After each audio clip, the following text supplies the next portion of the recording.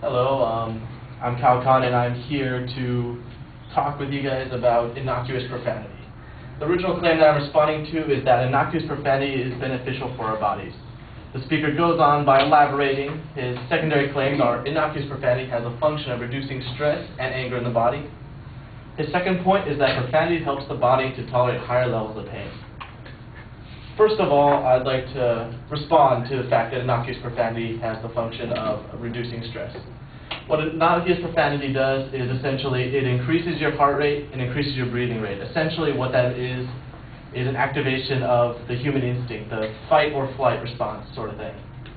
However, it's not limited strictly to profanity. It's just tied into almost anything else that requires a cry, for instance. Like the shout of a javelin thrower and a cry of a baby, they both have the same exact response from a neurological standpoint. Another instance that he cited with reducing stress and anger is that it helps to balance one's mindset. And some information that I found is that also crying involves the same exact thing, therefore it serves the same purpose. Timothy J., author of book Why We Curse, goes on to say, cursing to adults is akin to crying in small children. The only difference, however, is socially, adults are discouraged to burst into tears, and instead, we socially are wired to curse in that place. The second point brought up by the original speaker is that profanity helps the body tolerate higher levels of pain. His main evidence in the fact is a survey conducted by Professor Richard Stevens, a psychologist from the Keene University in England. His subject proved that individuals who were to hold their hands in cold water could do it in longer periods of time if they repeated a profane word. However, I found that the information isn't exactly enough for us to make a generalization on. First thing is that the sample size was only 67 students. The second thing is that they were all college students, therefore all in the same age group.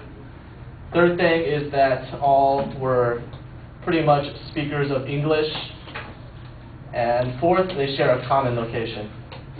And in an email interview I actually held with the professor himself, he says that more testing has been done since the research paper was published.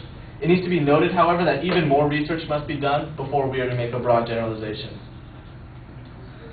Also, I challenge the reasoning is that there are a few languages out there that really don't have as much curse words, at least not the myriad as the English language. For instance, languages such as Japanese and the Basque language, they don't have dictionary terms for profane language. Instead, they rely on tone of the word to pretty much tell the story. And my final claim is actually more of a counterclaim to the whole idea of innocuous profanity. And basically, I believe that even if it's innocuous, therefore meaning not directly aimed towards a person, it could still cause harm. For instance, say you're at home and you stub your toe, you can shout a few expletives and nobody would notice. But all the benefit is lost when the same thing happens at church or with a small child nearby and you shout the expletives. Therefore, it could be harmful in other respects.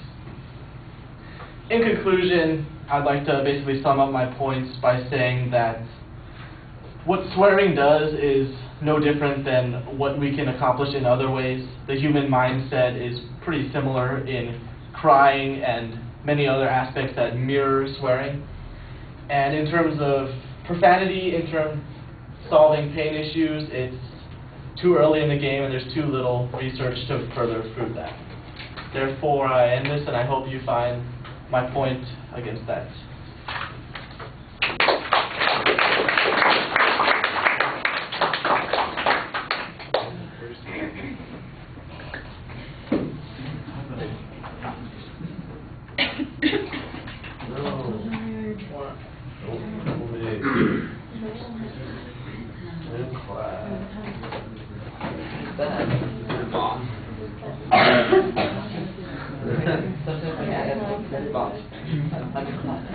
What? That's me all.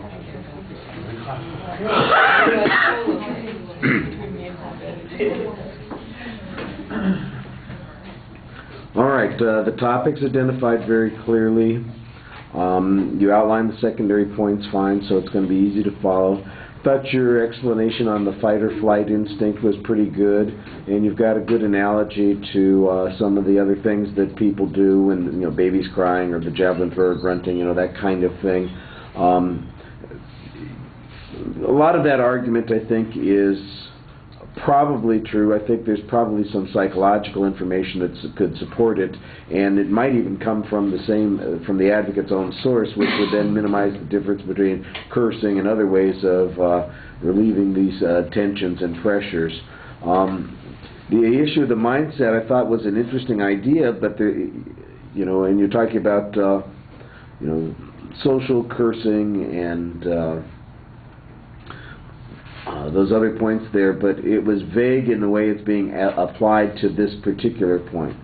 When you got to the second point, you challenged the evidence that the advocate presented with some general challenges, which I thought were okay. You know, you make some basic issues about the nature of the information that's being offered, and then you also suggest that there might be some restrictions. It sounds like you even conducted an email interview with the author of the study, which is kind of an interesting way of approaching it.